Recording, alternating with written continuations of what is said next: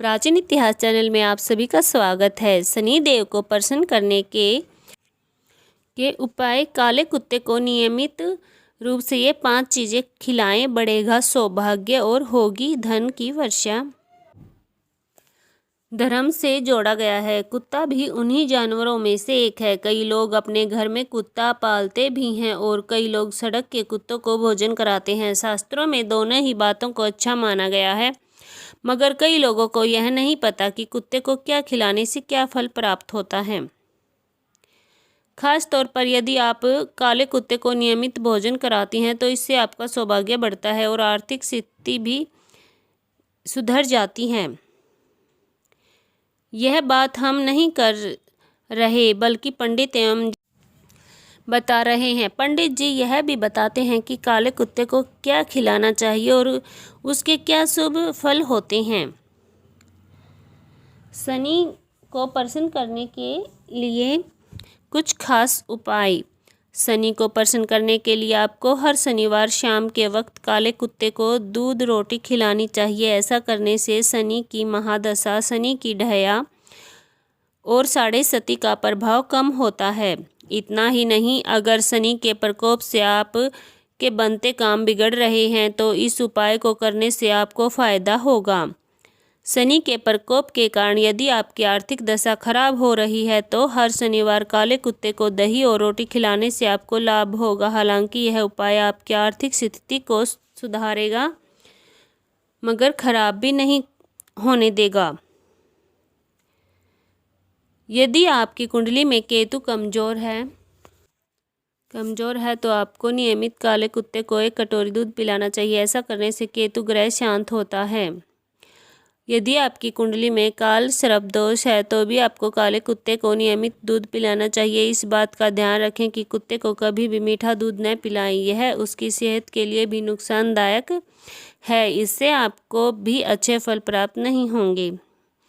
पितृ शांति के लिए, पितरों की शांति के लिए अभिजीत मुहूर्त में काले कुत्ते को रोटी में छोटा सा गुड़ का टुकड़ा रख कर खिलाएं। दरअसल शास्त्रों में काले कुत्ते को मीठी रोटी खिलाने की बात कही गई है, मगर कुत्ते को मीठा नुकसान करता है, इसलिए बहुत ही कम मात्रा में गुड़ रखकर गेहूं के आटे की रोटी ही खिलाएं। यदि आप बहुत समय से आर्थिक तंगी से गुजर रहे हैं तो बहुत सारे उपाय करने के बाद भी आपको कोई लाभ नहीं मिल रहा तो आपको शुक्रवार के दिन काले कुत्ते को पके हुए चावल दही के साथ खिलाने चाहिए। कुत्ते को यह भोजन अति प्रिय होता है और ऐसा करने से आपकी आर्थिक समस्या भी कम होती है। यदि आपको अपने शत्रुओं से डर लगता है या फिर आपको कोई गंभीर रोग है जो जानलेवा भी हो सकता है तो ऐसी स्थिति में आपको रविवार के दिन काले कुत्ते को चने की दाल खिलाने के लिए देनी चाहिए।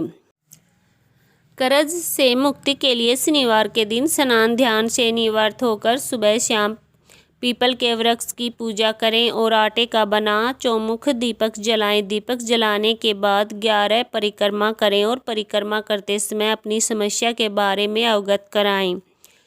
इसके बाद आप अपनी नाप का एक काला धागा लें और उसको एक नारियल पर पूरी तरह लपेट कर बहते हुए जल में प्रवाहित कर दें। ऐसा करने से कर्ज धीरे धीरे खत्म होने लगता है और आर्थिक समृद्धि में भी शुभ संयोग बनते हैं।